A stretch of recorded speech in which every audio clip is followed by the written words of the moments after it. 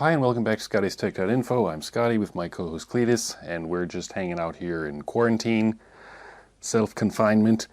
Speaking of which, there's been a lot of talk lately of the possibility, rather people claiming, that this coronavirus COVID-19 is actually caused by 5G. So I wanted to make a quick video because we need to actually look at some actual data. And obviously, if the virus is not a virus and it's the symptoms of it are actually caused by 5G systems, then we should be able to find a simple correlation between deployment of 5G systems around the world and countries and regions that are especially hard hit by the coronavirus, right? So let's take a look. So first, we look here at China, where the whole thing began, and you can see there's a big red blob by Wuhan. And there's another blob over there by Seoul. And so, okay, that gives you an idea of where the outbreaks were in China. Now, on the next screen here, we see these are the actual 5G deployments in China. Now, there's a map. It's by Ookla, and I'll put a link to it down in the description. And these are actual, if you click on each of these dots, you can see that it shows it's a provider, the name of a provider and the name of a city. So, for example, near Shanghai, where you see the number 17, that means that there are 17 companies in towns near Shanghai that have actually deployed 5G. It's commercially available, widely available for general use. On the Ookla map, you can actually select test installations. I left those off for the simple reason that very frequently when they're doing a 5G test, you don't have massive coverage. They put like an antenna here, they stick an antenna over there on the window, they do basic tests. Many times the actual frequency spectrum that they're going to be using for 5G hasn't even been auctioned off yet, so no one is even officially allowed to use it yet. So the testing phase is basically a very small amount of coverage, and so I left those off. Because the simple fact of the matter is that if 5G is causing COVID-19, well then in the areas where you actually have commercial deployment and many installations, those should be worse anyway. So, okay, so that's the map of China with the 5G coverage. So if we overlap those two, we get, well, it's kind of a correlation. But there are a few problems, because obviously the eastern half of China, that's where most of the COVID-19 cases were, and in the eastern half of China you have the most 5G, right? Except, well, not so fast, because you notice that nice red circle by Wuhan, there's the number 3 next to it. You don't really have that many 5G deployments active at the moment. And then if you look over near Seoul, you've got another little red blob, and there are 174 deployments in that area. So, yeah, there's kind of a loose correlation in China, but it's nothing to write home about. Okay, well, what about the USA? So here we have a map of the coronavirus infections recorded in the USA. And here we have a map of the 5G deployments, commercially available, blah, blah, blah. That's a lot of 5G in the US. So if we overlap those, what do we see? Well, again, yeah, it kind of loosely correlates, but again, not really. You can see over near New York and Washington, D.C., there's 336, 485, tons and tons of 5G, and of course there's a big red blob, which means, right, the virus hit New York very hard, and so on and so forth. But then you go a little bit further to the west, and you have, say, the Chicago area, and there's maybe like 10 deployments, Detroit, well, there's only 2 deployments. And of course, you get into the western half of the country, and you've got, 111, 37, 8, 17, 24. The western part of the country, you have a whole lot of 5G going on, apparently already commercially available, and yet you don't have very many virus circles. So again, you could say here there's maybe a very, very loose correlation, but not really. Okay, so what about Canada? Here's a map of Canada. You can see they have a few little red circles. And how about 5G in Canada? Okay, so there are no active commercialized systems based on 5G active in Canada at the moment, so that doesn't really bode well for our theory. How about South America? Again, you probably heard there were infections in Brazil, there's stuff going on in Argentina. So then we look at the actual 5G deployments in South America, and it looks like there's one kind of down there near Uruguay, but that's pretty much it. So again, that also doesn't bode well for our theory. And finally, we can take a look at France. So here's a nice map of France. As you know, France was one of the hardest hit European countries. Fortunately, I live in the southwest of France, where there's hardly anything. And so that's COVID-19 in France. And here we have the map of actual 5G deployments in France. Oops! There is no 5G in France. In fact, there are a few, just a small handful of test setups, but as a matter of fact, the COVID-19 crisis actually postponed the actual spectrum auction. They're going to auction off the spectrum something like 3 to 3.6 gigahertz. That was supposed to happen actually this past month, March of 2020, and it did not happen because of the lockdown. So there are no actual commercially active systems anywhere in France at the moment.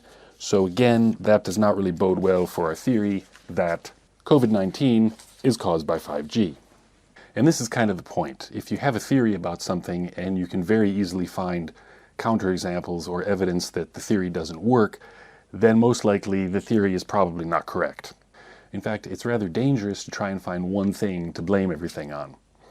There was a psychiatrist, a Polish psychiatrist by the name of Dr. Andrzej Łobaczewski. He was Polish. He wrote the book Political Pornology, which is actually an excellent read. It's a bit dense, but in that book he talked about something called a reversive blockade. And I'm going to read you a little description of what a reversive blockade is. It's a psychological phenomenon, and basically it works by when we emphatically insist upon something that is the opposite of the truth, it ends up blocking our minds from perceiving what's actually happening in reality. Then what we do is we try to find some sort of healthy middle ground, and in the end we basically end up believing something that's still not true. So, okay, well, what does that actually mean? Well, basically you have a virus outbreak, and of course it's scary, and people are freaked out, understandably, and we don't know what's going to happen. There's a whole lot of uncertainty, there's a whole lot of anxiety.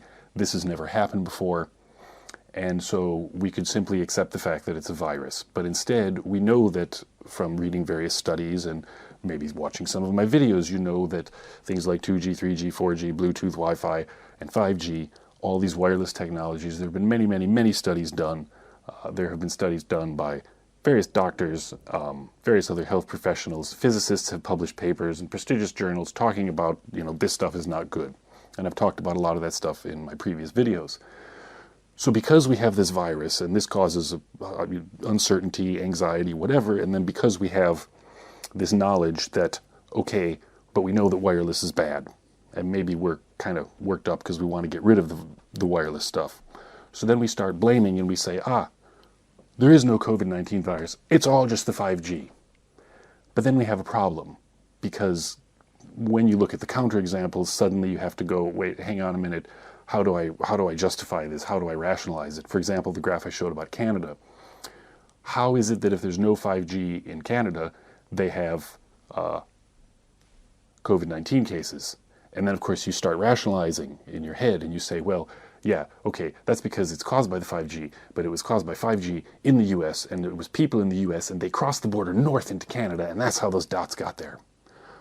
Okay, that seems a little far-fetched, but maybe, right? But then how do you explain France? Because there are no 5G systems in France, and it was one of the hardest hit European countries. And so the problem here is that because you have this contradictory information, you start sort of, you try to use your common sense, but what you end up doing is basically coming to another conclusion that's maybe somewhere in the middle that is still false. And as I said, this is totally understandable, especially when we're confronted with contradictory information. First we're told that the coronavirus only strikes elderly people, then suddenly it's like, babies are dying from it, and it's this horrible situation, and like everyone is freaking out, and that contradictory information can kind of make you even more worried, and even more, you have more anxiety, more, it makes you crazy, basically. So the thing to do is to actually, it's perfectly fine to come up with theories. It's perfectly fine to ask why. It's a good thing to ask questions. It's not a good thing to just, well, the newspaper told me this, so I'll just go with that. Like, no, I never do that. You should always ask questions, but if you come up with a hypothetical scenario, it should be a hypothetical scenario that cannot be easily disproven by a few simple maps you find on the internet. It has to be a theory that fits all the available facts. For example, I could give you a hypothetical scenario. It is a virus. Maybe it didn't just mutate. Maybe some of the rumors about it being bioengineered, it was engineered in some secret military government lab, by this country or that country, who knows by what country. And it somehow got out, and people started freaking out.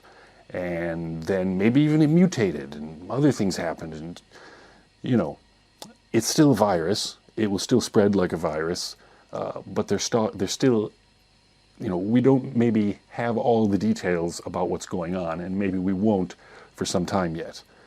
But there's a hypothetical scenario for you that would still kind of fit the facts as we know them. And of course, we don't really even know lots of facts because we're getting contradictory information. We don't really even know how many cases there are. I have doctors in Spain telling me that they're not even testing people anymore. They're just marking them down as potential, oh, you're coughing, you've got it. There are a lot of questions that people are asking, and that's perfectly okay. Yes, there are people who are sick and dying, and that's horrible. But it's in our nature to ask questions, and that's perfectly acceptable. But the way that we ask questions and the way that we go about it can't be trying to blame something that isn't actually to blame. Now, having said all that, as I mentioned earlier, it is worth remembering that we do have 2G and 3G and 4G. We've had Wi-Fi for ages. As I mentioned in a previous video, there are lots of studies that show that wireless stuff is bad for you. I mentioned also in a previous video that children who are about 10 years old, they're the first generation that's been exposed to Wi-Fi pretty much their whole lives, possibly as much as 24 hours a day. What effect is that going to have on them? What effect is it going to have on their bodies and on their health? We don't actually know yet. And the reason we don't know is because they haven't even reached the age of maturity. Are they going to have more incidences of certain diseases by the time they're 20 or 30 years old? We have no idea. There are studies that show that yes, they probably will. We don't know. We have to wait and see. But just because 5G does not seem to cause coronavirus doesn't mean that we shouldn't actually fight to get rid of 5G and to minimize, for example, our children's exposure to wireless signals.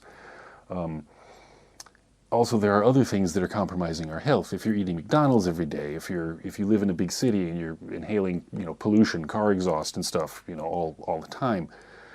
There's polluted water, there's polluted this, polluted that, there's plastics, there's bisphenol A, blah, blah, blah, all these crazy, you start reading and you'll go mad reading about all the stuff that's toxic for you and blah, blah, blah. So it's not just only the wireless stuff that's bad. And this is, again, kind of something that, when you discover that wireless is maybe not good for you and you read some of these studies, we have a tendency to sort of go overboard and start blaming it for everything. And it could be a combination of your exposure to wireless and something in your diet, and a genetic predisposition to something, and pollution. There are many, many variables, and you have to consider all those variables.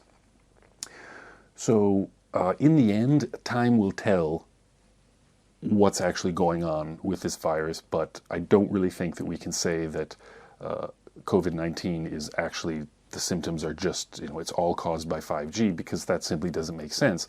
That doesn't mean that we shouldn't try and stop 5G, especially as the frequencies get higher into the millimeter band. Yes, based on the studies I have read, I don't think it's a very good idea, and if I have the opportunity to, I will fight against it. But sometimes a virus is just a virus, and 5G is just 5G, and we should all strive to stay as mentally and physically healthy as possible and fight them both. So that's about it. For more techie tips, see scottystech.info. Thanks for watching. See you next time.